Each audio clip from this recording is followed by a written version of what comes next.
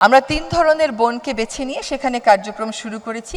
একটা হচ্ছে evergreen forest Chunati অভয়ারণ্য, দুই হচ্ছে পাতাঝরা বন শালবন, তিন হচ্ছে আমাদের উপকূলীয় বন সোনাদিয়া বন। এখানে বেজা আমাকে অনেক সাহায্য করেছে। সোনাদিয়া বনটা তাদেরকে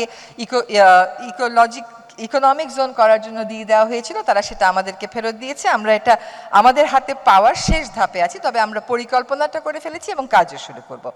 এ পর্যন্ত সরকার এই 10 মাসে 11,459 একর বনভূমি উদ্ধার করেছে। এমন একটা স্থাপনা ভাঙা হচ্ছে। আমরা মধুপুর শালবনটা শুধু যে পুনরুদ্ধার করার পরিকল্পনা নিয়েছি তা না, একটা গাছ কেটে ফেলতে আপনার একদিন লাগে, কিন্তু একটা গাছ রোপণ করলে ওটা বড় হতে 10 থেকে 20 বছর লেগে যায়। ফলে যে পরিবর্তনের প্রক্রিয়াটা আমরা শুরু করেছি তাতে সময় লাগবে, কিন্তু কাজটা শুরু হয়ে যাক।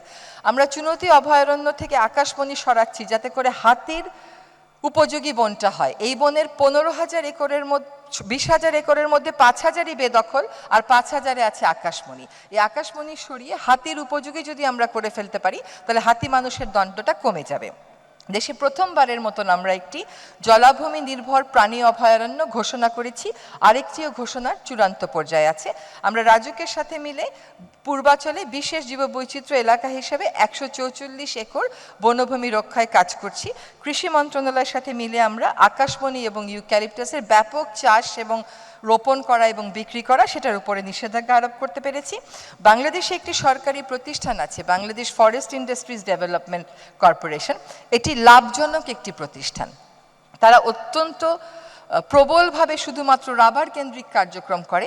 বর্তমান যুগে তাদেরকে ডাইভার্সিফাইড প্রোডাক্টে কেমন করে নেওয়া যায় এটা নিয়ে আমরা কাজ শুরু করেছি। এদের একটা মাস্টার প্ল্যান প্রণয়ন করা হচ্ছে এবং আমরা এই শুক্রবারে ফয়জুল ভাই এবং আশিককে নিয়ে দেখতে যাব যে আসলে এটাকে স্কেল আপ করার কি সুযোগ আমাদের রয়েছে। পরের স্লাইডে একটু যাই।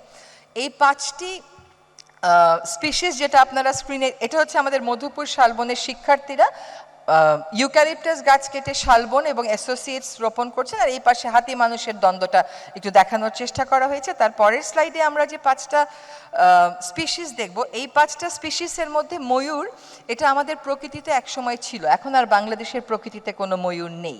আমরা সাফারি পার্ক থেকে ময়ূর নিয়ে গেছি, একটা প্রোটোকল মেনটেন করে আমরা গাজীপুরে এই ময়ূরগুলো প্রকৃতিতে ফিরিয়ে দেওয়ার চেষ্টা করব। আর বাকি 4টা যে স্পিসিস এগুলো ক্রিটিক্যালি এন্ডেঞ্জার্ড, যদি আমরা এখনই সংরক্ষণের ব্যবস্থা না নিই আগামী 4 থেকে 5 বছরের পর এগুলো আর বাংলাদেশে থাকবে না। ফলে এইগুলোকে আমরা আবার ন্যাচারালি কেমন করে আরও সংখ্যা বাড়ানো যায় এবং প্রকৃতিতে ফেরত যায় সেই চেষ্টা করছি। একটু যেটা বলতে চাচ্ছি যে আমাদের কিছু প্রত্যাশা আছে। একটা হচ্ছে আমরা যদি আইন কানুনগুলো ঠিক মতন না করি, সেকেলে আইন দিয়ে এই যুগের পরিবেশ রক্ষার প্রত্যাশা পূরণ করতে পারবো না। এটা হচ্ছে এক।